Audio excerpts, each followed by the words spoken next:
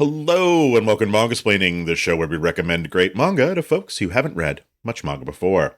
Hosted by Dev Aoki, David Brothers, Chip Zdarsky, and myself, Christopher Woodrow Butcher. Follow along with our show notes and reading list at mangasplaining.com and sign up for our newsletter at mangasplainingextra.com. Why not? This week, hi, I'm Chris. I'm hosting, and we are doing a book that was a lot more surprising than I expected when I picked it. And I hope David didn't read it on the bus. The book is Not All Girls Are Stupid. It is by Minami Kyuta. They are, let's say, Jose, a slice of life mangaka. And this is our second time covering their work on the podcast. We read a short story by them called The Blood Red Boy that David picked. And I liked that so much, as I mentioned. I went out and we had such a good time talking about it too. We'd never done a 16-page short before that I went out and read the other work that was available by Kyuta in English. And it's 2 volumes of a book called Pop Life, and they're available as part of your Azuki subscription, I believe. And they were awesome. They're about 2 middle-aged ladies who are both single, who decide to move in together to co-parent, to raise their kids, to sort of take some of the burden off being a parent. Their kids are different ages, and it's just such a great slice of life stuff. And it was so surprising to read a story about, 2 middle-aged women sort of going through it after reading Blood Red Boy, which is very sort of arranged marriage to a crappy dude finding solace in unexpected places, sex, and what have you. It was great. Really showed their range as a cartoonist. I was super happy to read it. So when I heard there was a new book coming out, and it's called Not All Girls Are Stupid, it's all right, let's give that one a shot for the podcast, because someone will see that title and angrily click through to see what it is, and that's what we're about here. Rage clicks. Make those metrics go up, people. No, I'm just kidding.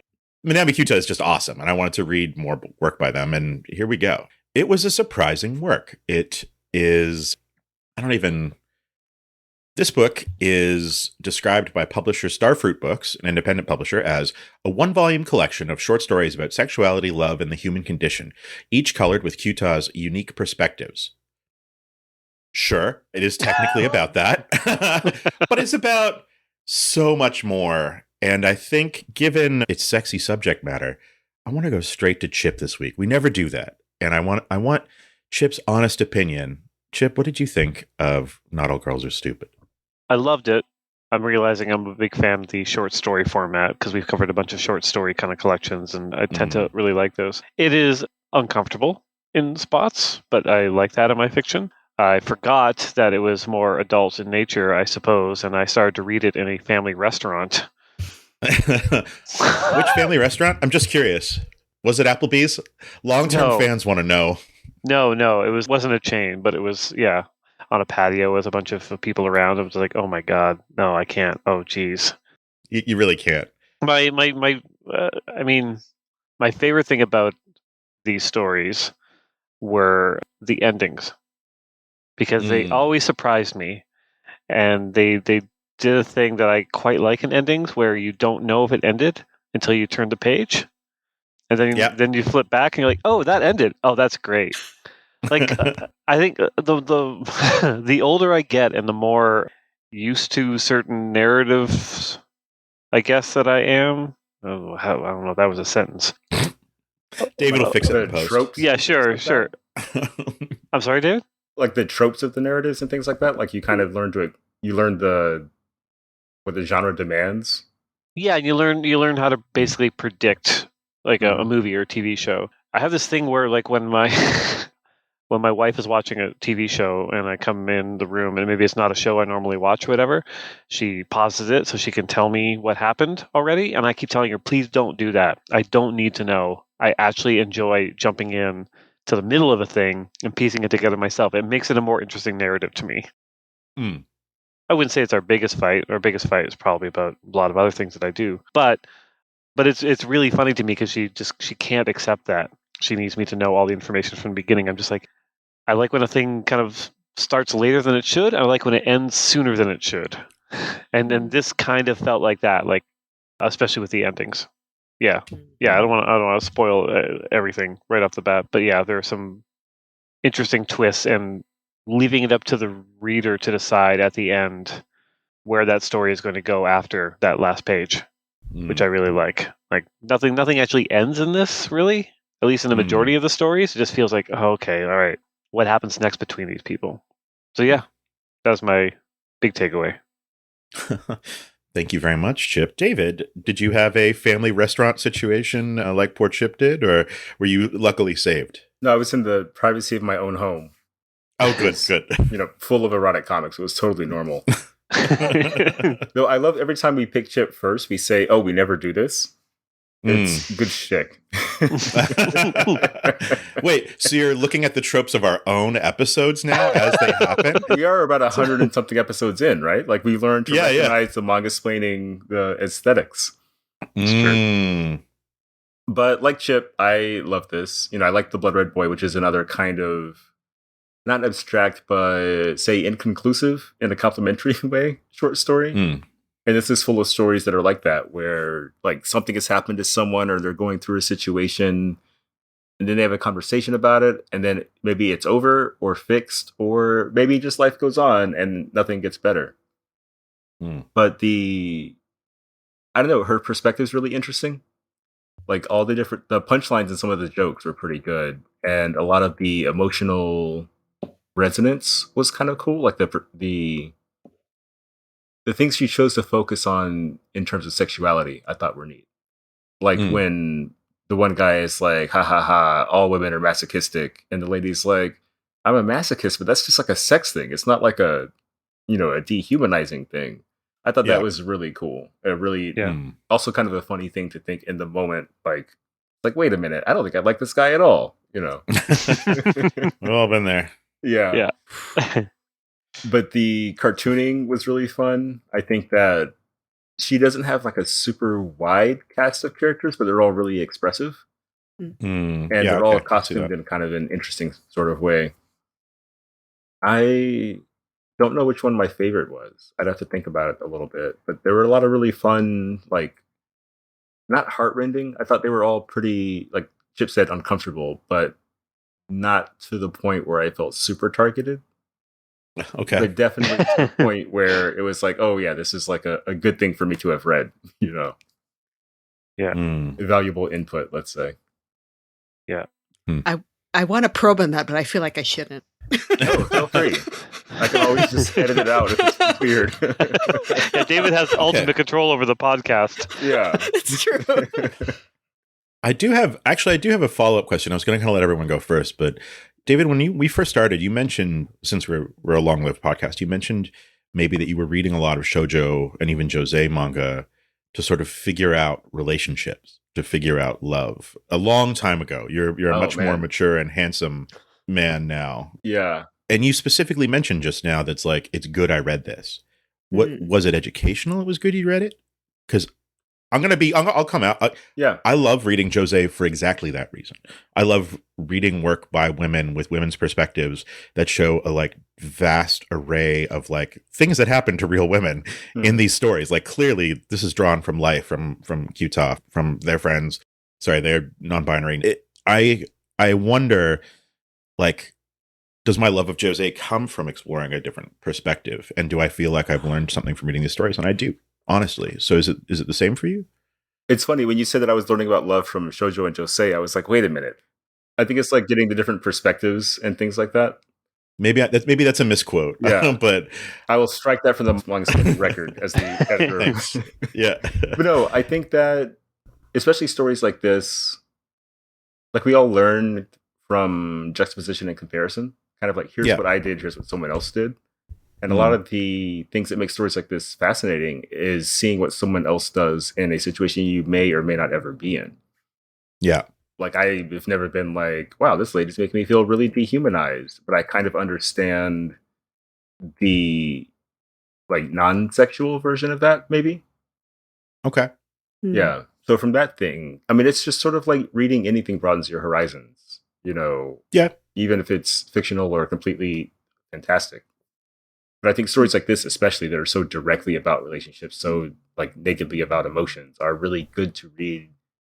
Not in an educational sense, but just like it's good to get that other perspective in there.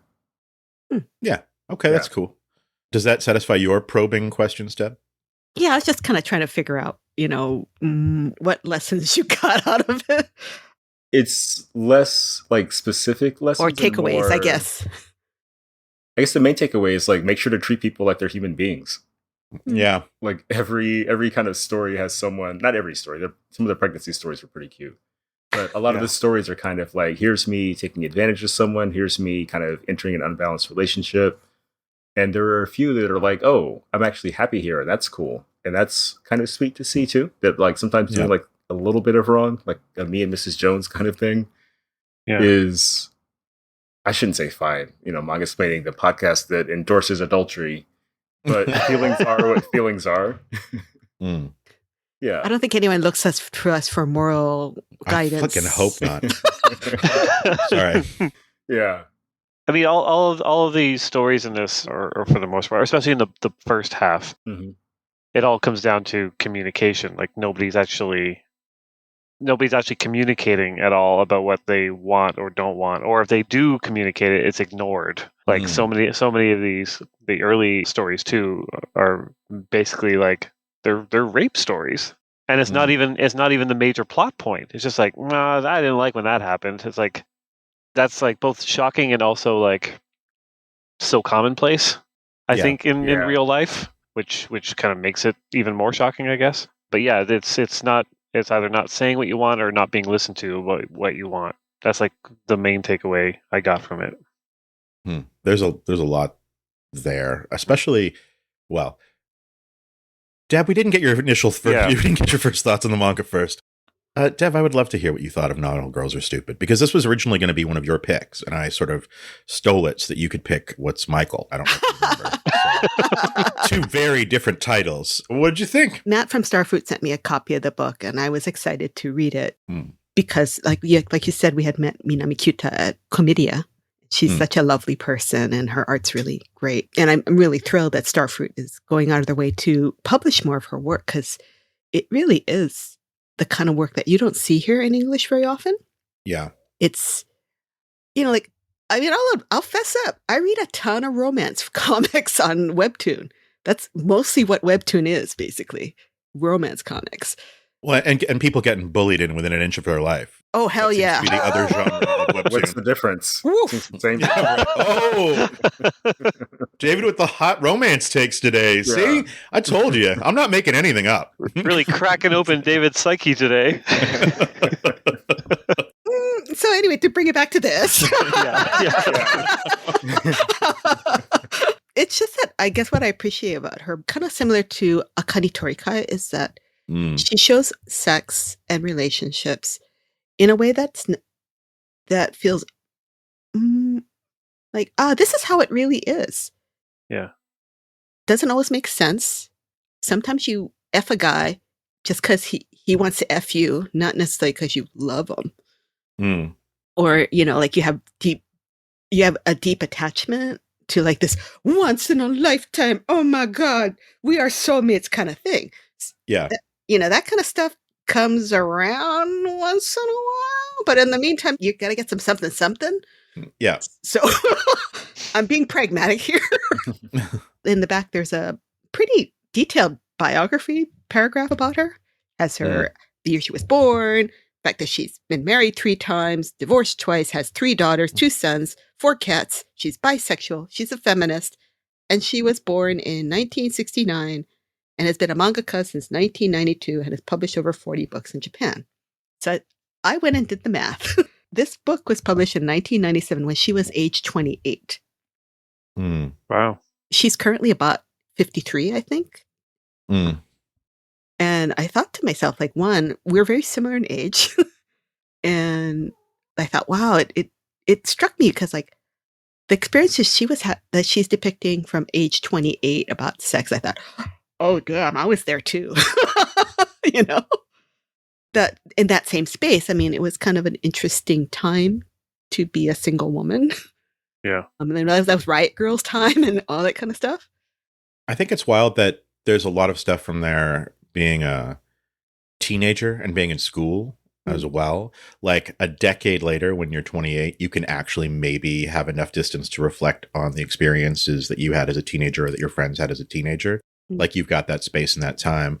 And even then, the stories we find at the last half of the book, everyone seems to be like at least a couple good, like a good 5 years younger than they were when they wrote those stories.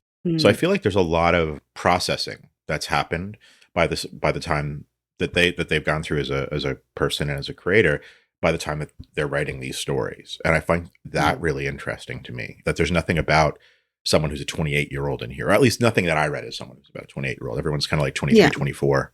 It's not bitter, by the way. I think it's actually really funny and interesting that it's not bitter and like we talked about Sentei's Pious Lie by Akane Torikai is unsettling because she really confronts some of the really uncomfortable ways men and women relate to each other sexually.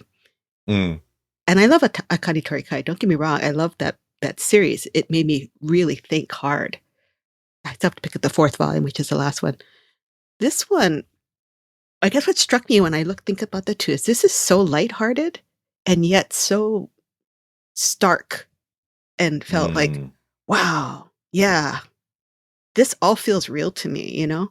And even the part about where the woman is pregnant and she's giving birth, my friend actually told me that when she gave birth to her son, who is now 17, like it was so painful. I nearly blacked out. I cursed my husband throughout the entire process.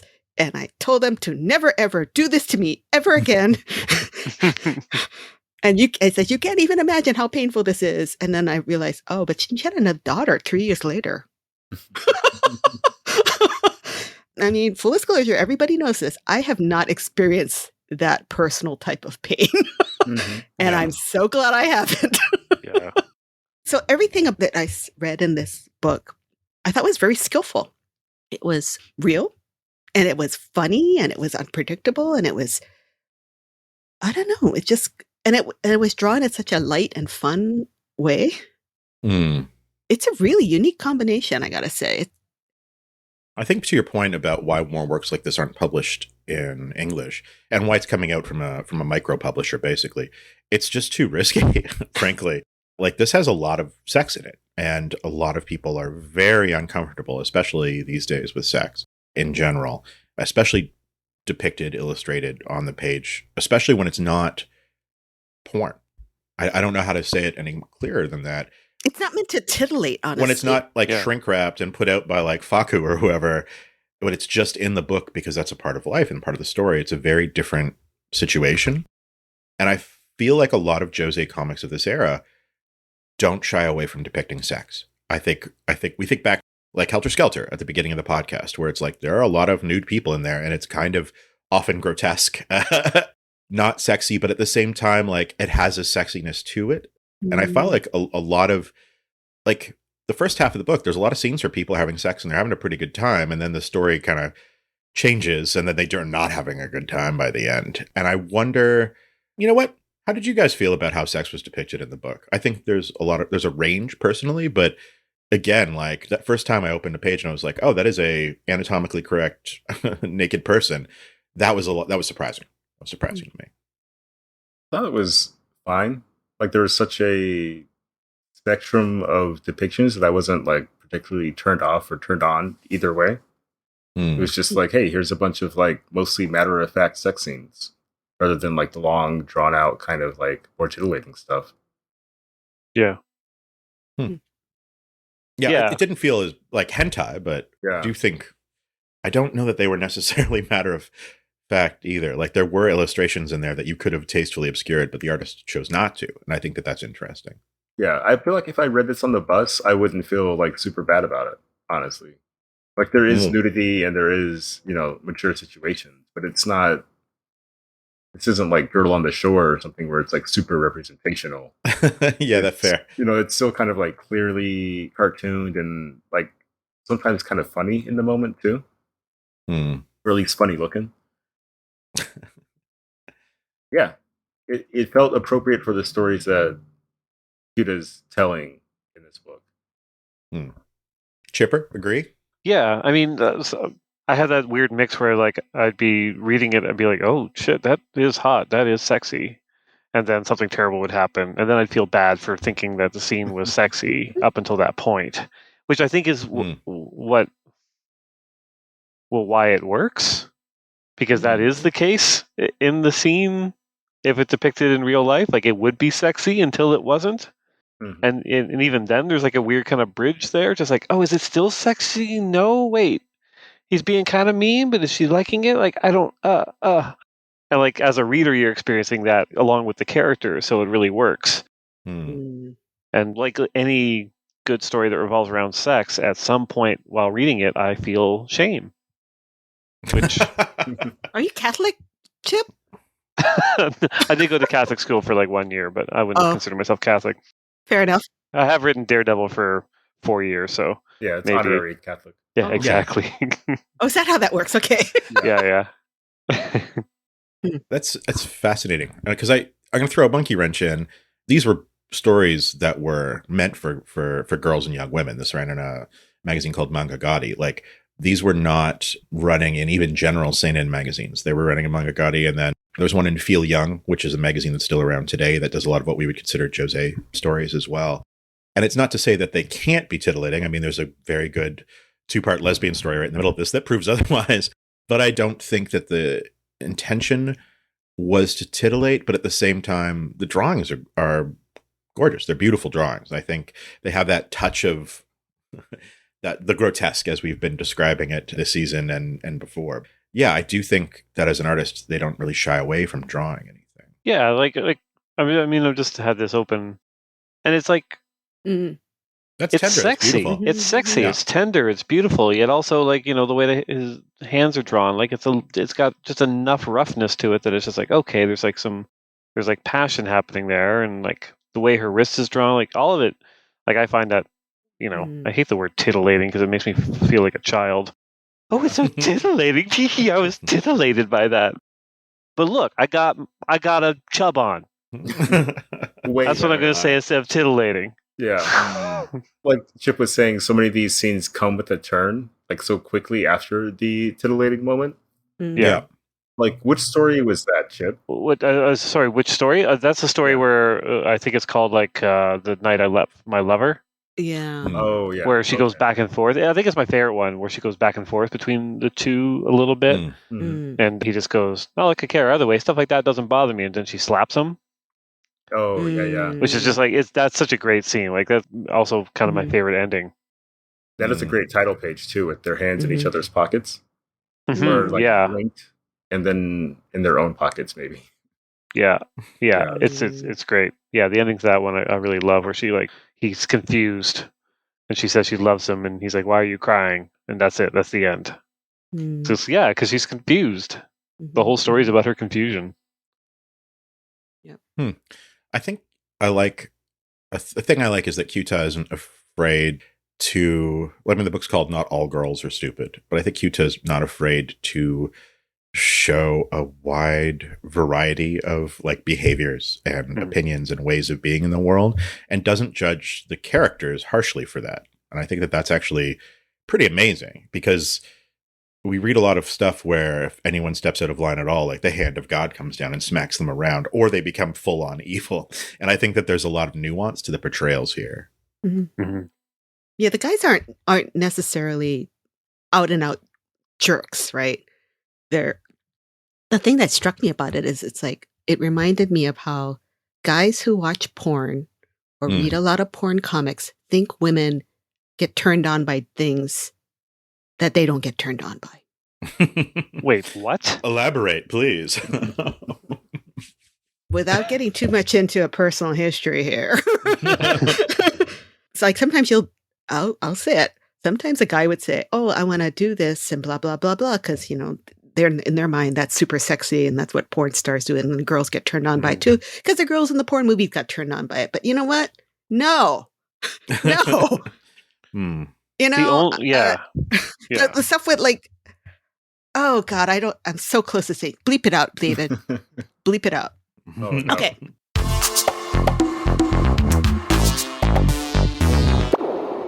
And I was just kind of like, no.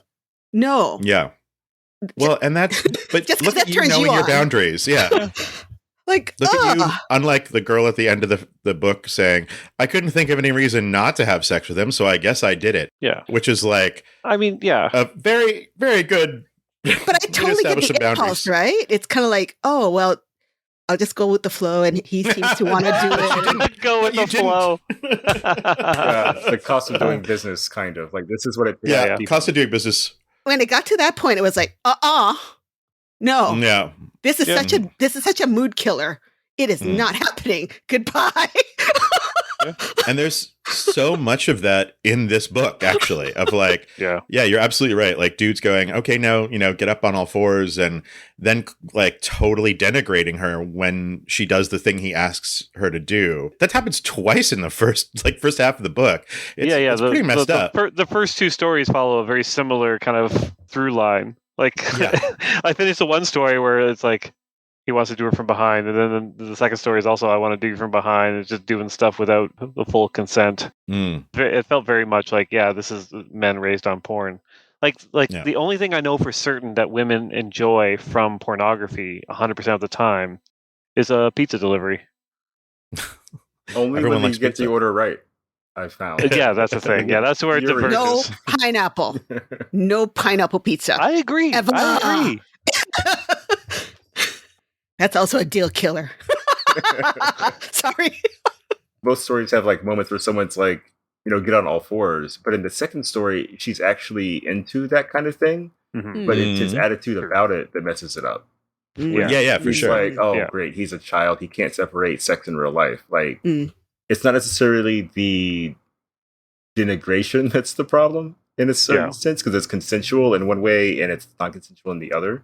It's the attitude of the person delivering the, bad attitude. Yeah. Basically, the attitude is, these guys are dumb. They want stuff from me. I'm just going to go along with it because whatever. Yeah. For me, that kind of feels like the girls think the guys are stupid. Like, I can't expect anything more out of you. Okay, here we go. Actually, David, that was a really apt observation, what you said. The cost of doing business. Like, that's just the cost of doing business. That happens so much in this book, where, like, the women and girls in the book are like, well, I guess if I'm going to be with him, I got to deal with this. And it's such a bummer. Like, it's such a bummer part of the book, actually. But is it real life at the same time? Like, it's absolutely kind of a depressing thing in the book, of course. But, like, I think there's always... Like, no one is everyone to everybody.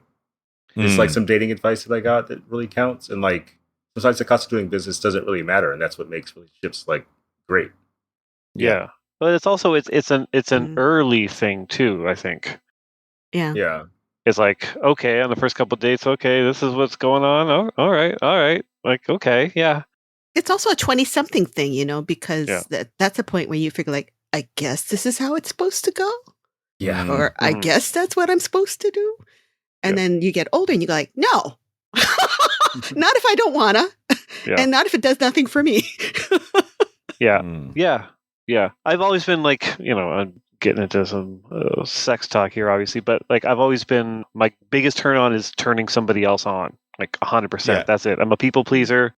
You can see it in my work, really, if you start to examine my career a little too closely. But I remember my 20s, like being in so many situations where just like whatever she was into, I was like, okay, I'm into this now.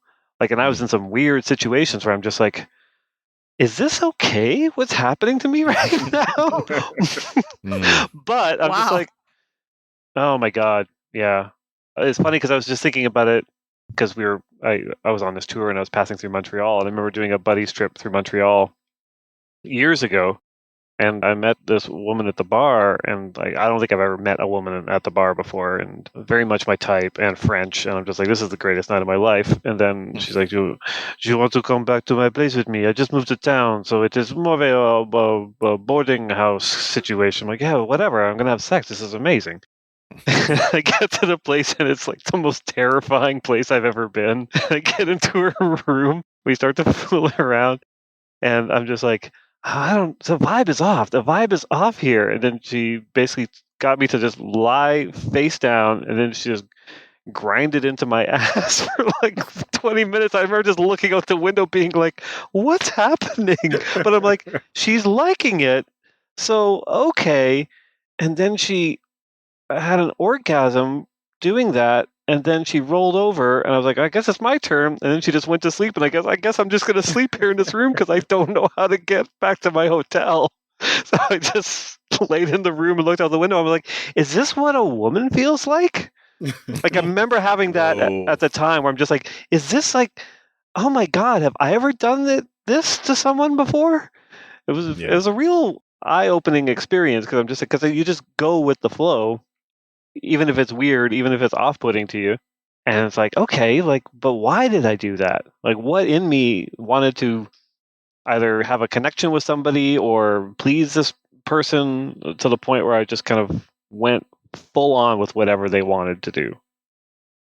So there's a lot of that in here. There's absolutely a lot of that in this I'm book. sorry, was that too much? Was that too much oversharing about the woman that grinded into my ass in Montreal?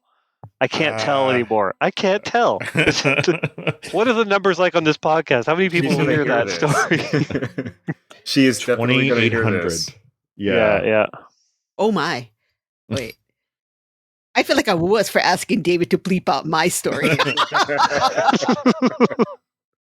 I think mature adults can ask each other to do things and say yes or no. Yes. Actually. 100%. But also, you're allowed to go, oh, I'm so not into that, I don't kind of want to have sex anymore. And that happens, again, multiple times in this book. That is like well-observed bits of human behavior. It's like, man, like even for right now, I don't think that this is going to happen anymore. And it's like, that's fair. I think people have to like make those decisions. But, whoo boy, that this was a book that got to us, apparently. Yeah. Good fiction. I think we were open to being gotten to. Yeah. Oh, yeah. You don't pick up this kind of book like expecting like a Charlie Brown love story. You know, like, oh, she's so far away and I love her so much. You know, like there's going to be something rugged or real in some way. And I really appreciated that. Like the least traumatizing story was the pregnancy one. That was still very much like, here's a bunch of messed up stuff that happened to her while she was pregnant, but also here's like the good side and upside of becoming a mother. Yeah. Like, he would strike such a fun balance in this. Yeah. Trying not to be judgy during that, but she had a beer and she was at 9 months and a bottle of wine. It wouldn't digest before it was the the baby 90s. was born, so it's totally okay. Right? There you go. I think that's how that works. It's also done in the casual way that other things were kind of dropped in the earlier stories. Like, you know, again, I'm looking at the one about the woman who broke up with her boyfriend. And like, she says, well, he did hit me. And I'm just like, and they gloss over it. They just gloss over it. And like, she goes back to him. And there's so many things like that through all these stories where it's like just casually dropping these kind of things that would be kind of abhorrent normally within a fictional story. She slaps that guy at the end of their section too. Yeah. Yeah, absolutely. Yeah. I find it so fascinating that this ran in a magazine that's targeted at like sort of this the female version of the seinen demographic, which is like older teen dudes and young people in their 20s. Because on the one hand, it feels like they're trying to relate, but on the other, it feels to me a little bit instructional. Like, this is a thing that happens to us, and this is how you can not have to deal with it. Does it? Do you get that vibe, or is it just real life stories? No point, no moral. We're all moving on with our lives. Well, I think it's less about the moral, more like I see you. Like I've been you, and I see you. And it's like the thoughts you were having during a similar encounter. I also had the same thoughts, and other women have the same thoughts. And I think that is instructional because it can make you feel less alone, less ashamed, and also maybe slightly preventative in terms of changing maybe how you handle situations in the future. Yeah. That was my favorite part about the stalker one, is that you get her whole history where she has like gotten out of being stalked by giving herself up before, and she's not going to let that happen a second time. And she just like almost kills that dude. And I was kind of like, I'm on board. Does kill that guy. Yeah, she does say he started breathing again. Like, whoa, like after she dragged him outside, down her stairs, and like into a bush. He was dead. And That that's guy was actually one of dead. like the best. He looks like Astro Boy. Oh, he's got Like a creepy middle-aged Astro Boy. Oh, don't ruin Astro Boy for us. Yeah. I like that he's drawn with a brush on that page and everyone else is drawn with a pen too. I kind of love that. They're like, he's just going to be so other and so creepy that we're not even going to let him be drawn with the same style as everybody else. Yeah. But I think that one thing this short story collection has is something like Helter Skelter didn't necessarily, where the softer endings we've been talking about, how some stories just like, they're over now. But nothing is really like a trauma train where you finish it and you're like, oof, I got to go take a walk. You know, Yeah. there's always something Yeah. where like the lady in question either takes charge or like gets a moment that she's been looking for, or even the bit in the pregnancy story that kind of ends on the husband being like overwhelmed and then like totally in love with the baby. It's like a really good moment. And it's set up when she says like, oh, like a friend of mine said that her husband being in the room while she had the baby would be totally like strengthen their relationship. The husband's like, yeah, let's do it. Like, it's like the least traumatizing story about one of those traumatizing things that women go through. I think it's kind of cool. Yeah, it has the most insane physical pain compared to every other story, but it's the happiest story. Yeah. It's such a weird, as weird soon thing. As she was like, yeah, I didn't go to breathing class or learn any of that stuff. I thought it'd be okay. Just the beauty of birth, like nature's wonderful. I was laughing. Yeah.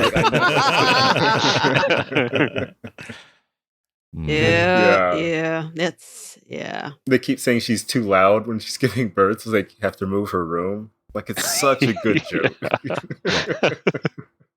And I gotta say, the baby was drawn like that's how babies look when they come out, man. Yeah. They don't look cute and cuddly. Yeah, they look like wet. I don't know, like little seals. I don't know. Yeah. Also, Not the dad pretty. saying she's small and the mom saying she's huge is another. That's a good one. Like, so well observed. yeah. Like, it's such a cliche that like dads discover feminism when they have a daughter. But like literally every guy I know that's had a daughter has changed like after that moment. They're like, oh my goodness, like I really have kind of been like I need to shape up a little bit better.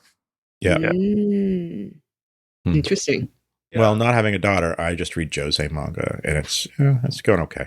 Yeah, you're a monster. Not quite the same thing. I changed after I had a stranger grind my ass in Montreal in my 20s. Yeah. Yeah. I've got one last question. And did you guys read Pop Life, David, Deb? Did you read that? Not one? yet. Okay, you totally should. But this is like very early work. Like this is from like 96, 97. And Blood Red Boy, I think, was maybe a decade later. Did you feel that these were young works? That they were works by a young creator based on having read their later work first? I would say in the sense that you can see her influences more strongly. You know what I mean? Like in the earlier work, you can see, oh, there's some Kyoko Kazaki, there's some this, there's some that. In like you can see the to use a cooking metaphor, you can still see the cut pieces of vegetable floating around. It hasn't boiled down to be its own soup. Because that cover gives me real Mayoko Ono vibes, like early, like Buffalo 5 Mayoko Ono, not necessarily the later period stuff. But yeah, it did feel like a little bit like these were younger, raw, or more punk works in a lot of ways. Yeah, than some more of the stuff I've read by it. Still had some of the flavor of the stuff that she liked to read, versus I think later on as a comics creator, and Chip, you can interject too, but I think when you first start drawing comics, you kind of your influences are strong and people can see them. And then it takes a while of drawing until you get to the point where it's just you. It's just your style. This is just your natural way of drawing. It's a natural way of how you make lines and draw faces and stuff like that. And you have your own style. But right now, I don't know. Yeah, that makes sense. Who was your big influence, Chip? Well, it's for others to say. I think, like Kevin What's Nolan filtered through your work. That makes sense. yeah, like because I mean, a lot of people. Yeah, I don't know. That's a hard one because also my style seems to have been born of deadlines because of the newspaper. So it's especially hard for me to see it. But again, I think that's up to others. Like I don't know if Travis Charest would be like, oh yeah, it was Jim Lee. Mm. But like when I was younger, looking at his stuff, I'm like, oh, it's Jim Lee. Yeah. But now Travis Charest is not Jim Lee. No, Yeah. absolutely not. Yeah. Christopher, can you say your point about it being a younger or more mature work again? Just make sure I got it. I feel like this reads to me as a younger work, whereas Blood Red Boy, which you recommended, felt like a more mature work. Interesting. And Pop Life feels even more so, I think. And Pop Life came later in her career as well. Later in their career. I couldn't tell you. I'd have to look it up online. I could pause the podcast, but No. but I will say that like this did feel young. This is like someone who's just gotten out of the period that they're writing about, being like, okay, I just finished. Here's everything I learned for you guys. And then Blood Red Boy is talking about that same period, but it just felt more nuanced, I guess. More poetic, even. I don't disagree with you necessarily, but I do think I got a different vibe from the stories. I think the storytelling felt very mature to me, actually. The one, Hikari-chan's lover, where it's basically just like, she's like, can you just pat my stomach because my stomach hurts? And that's the ending. I was like, this is someone who has done a lot of thinking about relationships, like maybe been through some stuff and like found like the small things count a lot, let's say. Yeah. I agree. That felt like the most mature work in here and probably closest to Blood Red Boy. Yeah. Same. I actually feel the same. That one came together. Yeah, Blood Red Boy is 2000 and Pop Life is 2016. Oh wow. Yeah. Okay. And these were 96, 97. So yeah. I think in the late 20s, like that's a period where you're really reassessing kind of your 20s. Sure. If you're 26, 27, 28, you're like, oh, what have I been doing? Like I'm out of college, I'm out of university, I'm looking for a career. I'm trying to define myself outside of my parents and my core friend group for the first time. I think that a lot of these stories feel born of that kind of introspection, you know, and then across your 30s, you kind of like figure things out a little more quickly or maybe from another perspective. But I think this is like just mature enough for me to not agree that it's young work. But I do agree that it's like not as far along as Blood Red Boy. Okay. Yeah. Cool. Well, that brings us to, I think, maybe the end of the episode. My final thought is I hope we get more Minami Kyuta in English. I hope I hope this does well. I hope covering it, as we did, very close to when it was released, means that the sales stay high. People get out there and check it out. I think that'll be awesome for the book, and I hope it means that there's more to come. Yeah. What is Minami's like latest work in Japan? Like, they've got 40 volumes of manga out. Like there is so much stuff. We actually just bought a bunch of doujinshi from them at Comedia when we were there was it Comedia or was it Comic? Comedia. Okay. When we were there in November, Deb and I went and met them and took a photo, but they just had a ton of new stuff like doujinshi. They've got their work serializing in different magazines like Feel Young and stuff like that. And yeah, they're still making work. Wow. I will say from a behind the scenes kind of licensing perspective, I would imagine that this is as a collection of short stories that's this old, they probably have all the rights back. So it would probably be, if you're working with the artist directly, it's probably a lot easier to license that work than it would be to have to go through like 3 publishers or whatever to get that book together. So I would imagine that if Starfruit's going to do more books, it's going to be more things that Minami Kyuta has the rights to, rather than having to go to like Shodensha or something for the next book. But I could be wrong. Maybe they've got like an amazing relationship with different Japanese publishers. That's my quick guess, because a lot of the stuff that we've been working on for Manga Explaining Extra, when we have a personal relationship with the mangaka, it's way easier. And when they own the rights directly, for Okinawa, I went to Higa's house and I was like, can we do this? And he was like, well, you seem very passionate, so sure. And so, 6 years later, the book's coming out, which is awesome. Yeah. But yeah, having that personal connection and having someone own the rights to their own work, that changes everything in manga. Usually for the better. Yeah. Oh, so that was my final thought. Sorry, anybody else want to have a final thought? They started with Chip, so I guess I should go to take some of the pressure off. Thank you. Yeah. So I think my favorite stories were the very first story, but called Not All Girls Are Stupid, and the 5th story called Otsuki-kun, about the guy who was a 1-minute man and really into commitment. Yeah. I thought both of those were really relatable in terms of like what you're willing to do for a lover, and then also like how quickly you can fall for someone, and maybe like you're reading the vibes wrong.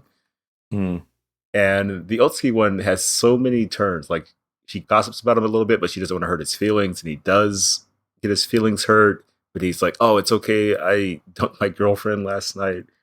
It's so good. And like, it's hard to point to any one person and go like, okay, this was a bad decision, but you're not a bad guy, bad person. Like, really fun storytelling. And the first one just has such a good final page on page 10. Like, it's the sort of thing where you finish a short story, the first one in the collection, and you're like, yeah, like, they still got it. Like, this is going to be a set of bangers, most likely. Yeah. Mm. Absolutely. Absolutely. Deb, final thoughts? This was a great read. It's, I don't know, maybe I'm at that time of my life or something. It's like, oh, it's like reflecting on the decisions you make as a woman when you decide to have sex. Like, as Chip was kind of saying, it's kind of nice to see, like, myself wasn't the only person who had some of these feelings or experiences, and like, yeah, this is not manga worthy love story, boy. He's no Maybe it is mask. Maybe it's like the asshole you dump in the first chapter before you like have the meet cute at the end of the first chapter with the guy that you're eventually going to maybe kiss in volume 36. Let's just say Nakayoshi lies. That's good. That's good. Anyway, but it's, this is a nice read, and I'm glad that Starfruit's putting out these books because I think it's important to see a broader spectrum of manga storytelling than what we normally see, and these are just nicely drawn and fun. She has I think it's with the scene that Chip pointed out where they're in bed together. It's like, yeah, that's nice drawn. That's nice. It's beautifully composed. The simplicity of the line is really elegant. And it's just interesting because it gives me so much to think about, right? Because it's not titillating. I mean, it's not meant to make you feel hot and bothered. It's there to make you go, oh, this looks like sex. And sometimes it's not pretty, and sometimes it's not cut and dry, whether you're the good guy or the bad guy, or you're effing the good guy or the bad guy, and people are complicated. Yeah, it gave me a lot to think about for such a slim little book. I liked it. Yeah. Chip, final thought. They managed to pack a lot into these short stories, even though they are quite sparse in a lot of ways. Yeah, just like, I don't know. I'm looking at the final story right now, and like, it's just such a beautiful, nice, ambiguous ending. And I really appreciate that. Yeah, it's super solid. I want to read more of their work again. Awesome. Well, it looks like we picked a good book this week, and it created a hell of an episode. We're gonna have to put a not safe for work tag on this one. Why? So, yeah, no reason, actually, just my editorial fiat. Thank you so much for listening. We'll be right back after this important message from, I hope, our sponsor. Stay tuned.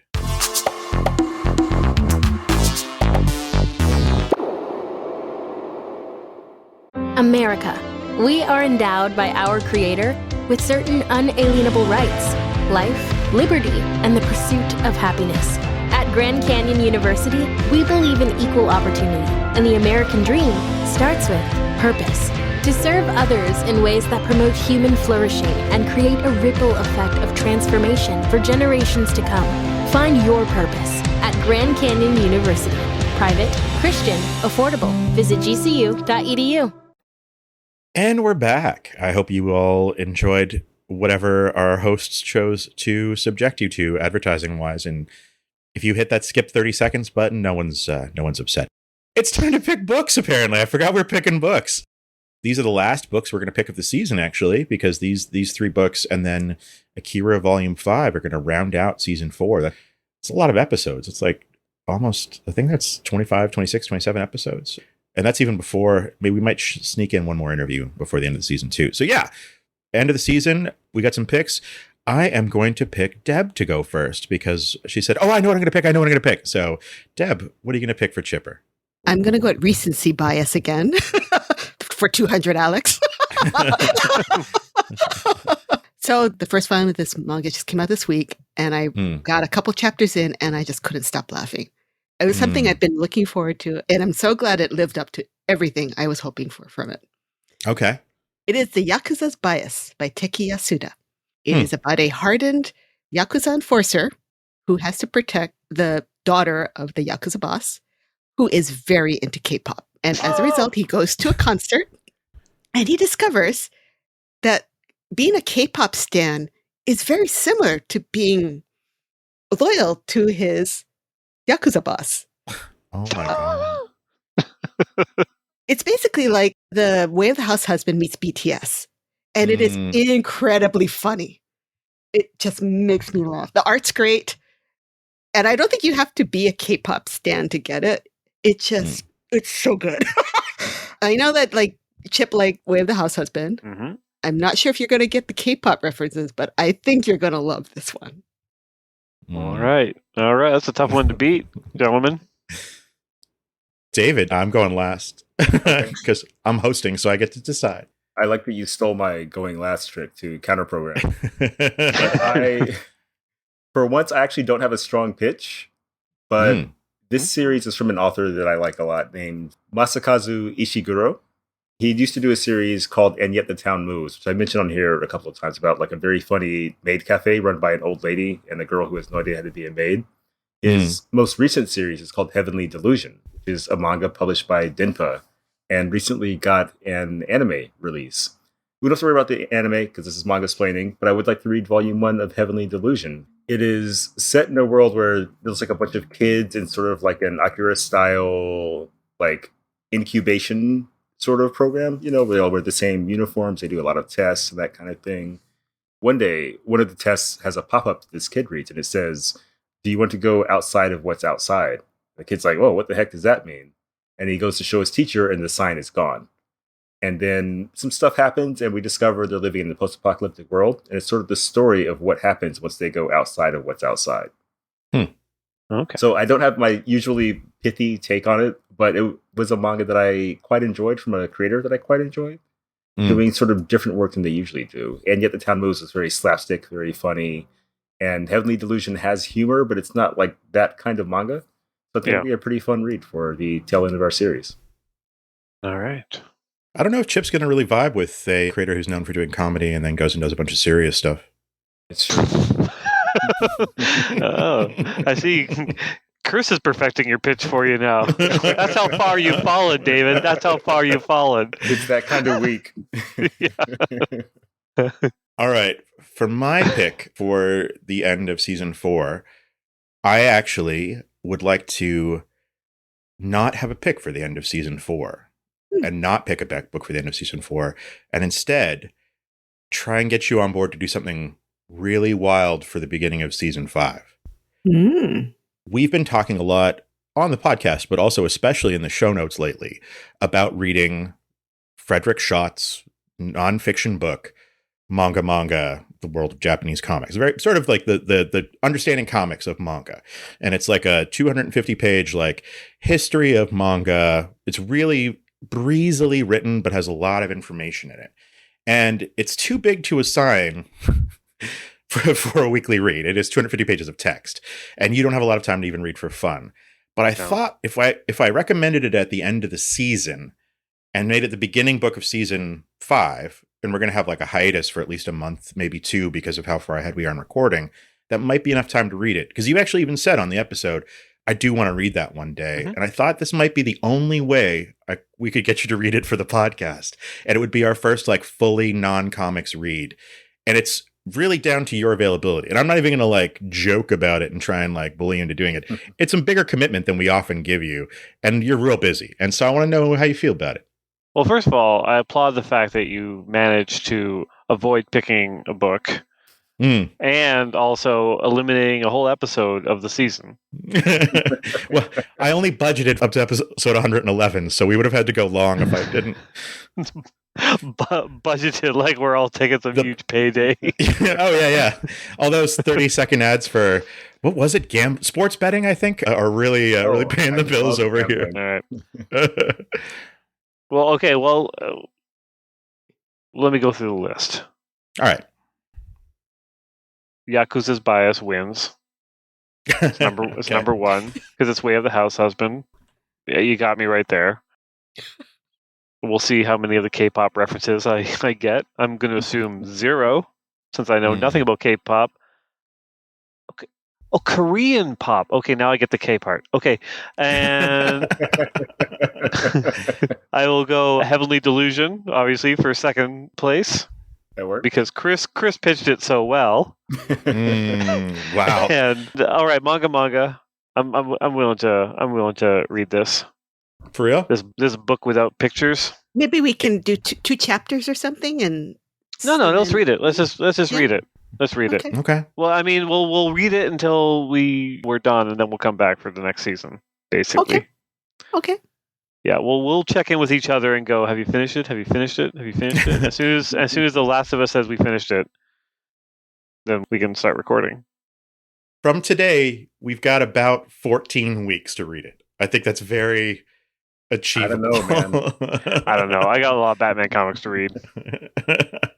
Fair enough. But fewer Daredevil comics to read. Oh, no, you've got more now because you're not writing it anymore. I know. I can just read it as a fan. That's the weirdest part, is like, this is the longest I've gone since I was a teenager not reading Daredevil. That's wild. Because I was writing it. So I get to read it. Are you happy or sad about that? I can't tell. No, I'm super happy. It's great. I mean, I can say here because it was already announced, but my friend Saladin is writing it, the new series, with Aaron Cooter on art, and I've seen so much of the first issue, and I've read a bunch of outlines and scripts, and I'm super jazzed to experience the rest as a fan. Nice. It's going to be great. Lovely. Yeah. Well, that's a good place to start shout-outs. Is that what you're going to shout out this book? So this one's coming out in 8 or 4 weeks. Are you shouting out? Sure. All right. I'll shout out Daredevil.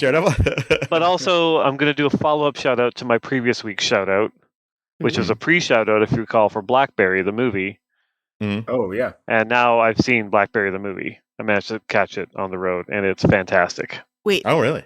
Is it the one based on the Mobius strip? No, that's Blueberry. This is about... yeah. No, this is about the device. Don't the confuse Blackberry. me, Dad! This is about the Blackberry device. On it.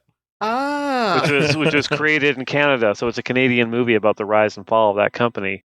And it's so damn good. And like, I was thinking a lot because I also watched Air, which, Chris, you talked about going to the premiere of that. Oh, yeah. Did you actually watched it, eh? Yeah, I watched it, and I thought, it's okay. Yeah. But it's so polished. It is so that's what I'm trying to say. It's the moviest movie I've seen in years. It's like, it's like, so the speeches and like, just the pacing of it. And I realized like Blackberry is a rise and fall movie, and it's done extremely well, perfectly paced. They know when to come in and out of scenes, really well shot, great acting. Whereas Air is a rise movie. It's not a rise and fall. Oh no! And I like a rise and fall movie more than I like a rise movie. It turns out. I highly recommend it. Well, that's great. Have you seen Tar yet? You wanted to see that one too. I did, on the plane. Oh wow! Look at you. Yeah, I've been doing a lot of catching up. Yeah, Tar was amazing. Final scene. I don't want to spoil it, but it's one of the best scenes in a movie I've ever witnessed. Wow. That I think the people who listen to this podcast might appreciate or not appreciate. Fantastic. Yeah. Who else has got a shout out this week? I've got a shout out. Go ahead. So the trailer for Mission Impossible Dead Reckoning Part 1, which is a terrible title, and I hate spy movies. But the trailer is out, and it looks exactly as good as the past few Mission Impossibles, which is amazing. And it features the return of Kittredge from the first Mission Impossible movie, which all intelligent moviegoers know is one of the greatest scenes, the very upset moments. You've never seen me very upset? So I'm soaked. Like, it's a great series. The first one is like a legit good movie, I want to say. And then the rest just sort of go in all kinds of wild directions. And now they've sort of settled on, let's do James Bond, but bigger. And that's a really good place for Tom Cruise to be in, I think. Yeah, for sure. Yeah, so check that trailer out on YouTube. It's going to be a good time. Yeah. Or in the show notes. We'll definitely put it there now. Deb, what's your shout out this week? Let's see. I'm going to have to go at recency bias again. I just got sucked into reading The Fable. Oh, yeah. You were posting that in chat. It's crazy. That looks wild. I kind of want to read that, actually. It's a webtoon, a Korean webtoon, or? No, it's Japanese. Okay. K-manga, the new Kodansha app service that everyone's talking about for reasons, has 5 volumes free now. So Oh. I zipped through that. Huh. It has been out for a while, and it was something like, I'm not sure if this concept is for me, and I'm not really crazy about the art, but everyone's talking about it, so I'll go check it out. And it starts out like about this guy. He's a, killer for hire. He's a young guy. He's a little bit unemotional, but he loves corny humor. Like he loves this one really old-fashioned comedian, and he just like cracks up all the time. So he seems a little off kilter. But so anyway, he's killed a bunch of people, and then his boss says, "You know what? Good job, man. Time to take a break. You got to go lay low. Why don't you go to Osaka for a year and just live like a normal?" And then he goes with his fixer, who's a woman who he's not sexually attracted to at all. He's more like an older sister.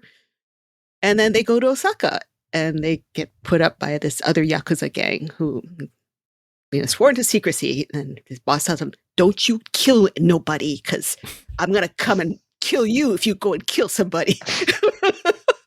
So anyway, they settled in, and of course trouble finds them. But it's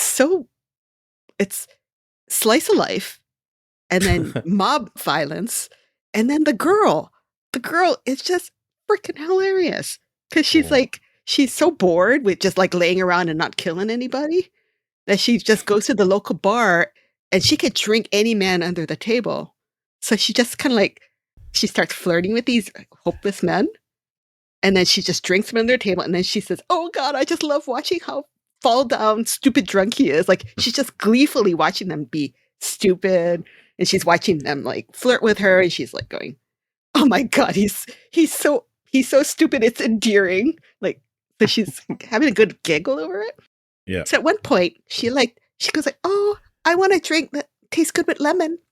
She winks at the bartender like, "Lemon. And next thing you know, they're doing 20 tequila shots. And, and then the guy just gets flat out drunk, and he thinks, "Oh, I'm gonna get this girl. With right? her. Yeah. I'm gonna roll with her." But she's like totally toying with him.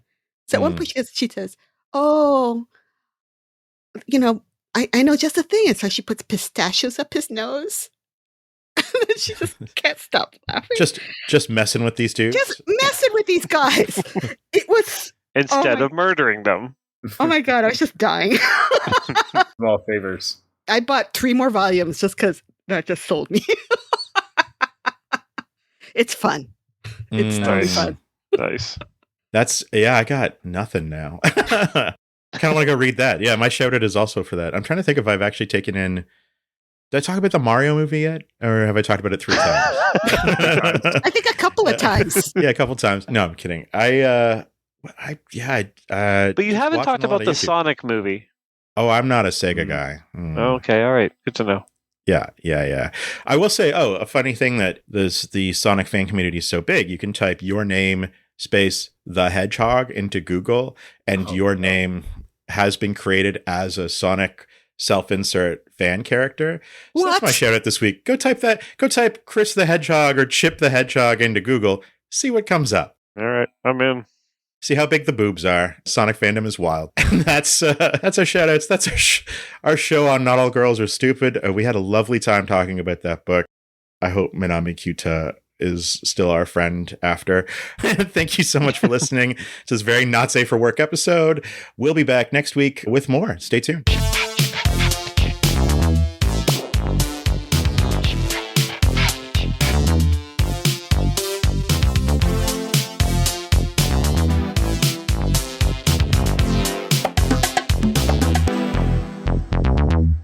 This has been Manga-splaining, episode number 102, Not All Girls Are Stupid by Minami Kyuta. Thanks for listening.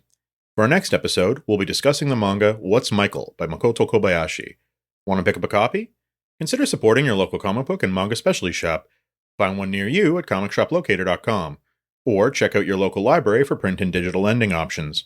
You can also follow along with our complete reading list at mangasplaining.com, and check out our newsletter and digital publishing endeavor at mangasplainingextra.com.